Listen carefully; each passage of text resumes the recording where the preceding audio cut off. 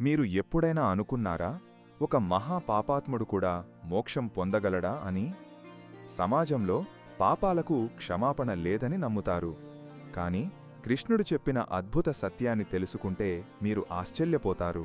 సాధారణంగా మనం మనుషులను కర్మల ద్వారానే అంచనా వేస్తాం. మంచికి పుణ్యం, చెడుకి పాపం అంటాం. గతంలో తీవ్ర తప్పిదాలు చేసిన వారికి పశ్చాత్తాపం ఉన్నా విముక్తి దొరకదని భావిస్తుంటాం. వారి పాపాలు వెంటాడుతాయని చాలామంది నమ్ముతారు. అయితే భగవంతుడి దృష్టిలో ఫలితాలు మన అంచనాల కన్నా భిన్నం. ఇక్కడే కృష్ణుడి సందేశం ప్రాముఖ్యత సంతరించుకుంటుంది. భగవద్గీత 9వ అధ్యాయం 30-32 శ్లోకాల్లో శ్రీకృష్ణుడు ఒక విస్మయకరమైన వాస్తవాన్ని వెల్లడించాడు. ఒకవేళ అత్యంత దుష్టుడైన పాపాత్ముడు కూడా ఇతరత్ర ఆలోచనలు లేకుండా కేవలం నన్ను భక్తితో పూజిస్తే అతడు ధర్మాత్మునిగా పరిగణించబడతాడు.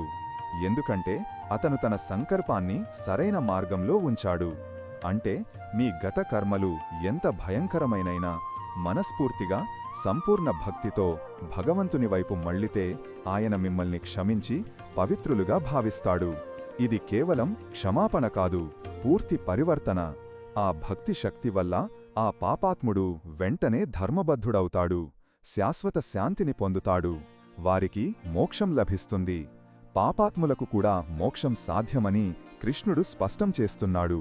ఇక్కడ ముఖ్యం మారాలనే సంకల్పం, భగవంతుడిపై అచంచలమైన విశ్వాసం. అటువంటి వ్యక్తికి భగవంతుడు అండగా ఉంటాడు, వారికి అధోగతి ఉండదు. కాబట్టి మనిషి ఎంతగా తప్పు చేసినా భగవంతుడి కరుణ అపారం.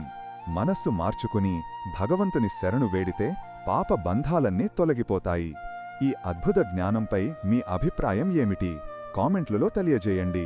మరిన్ని విషయాల కోసం ద హిందూ పాత్ని ఫాలో చేయండి.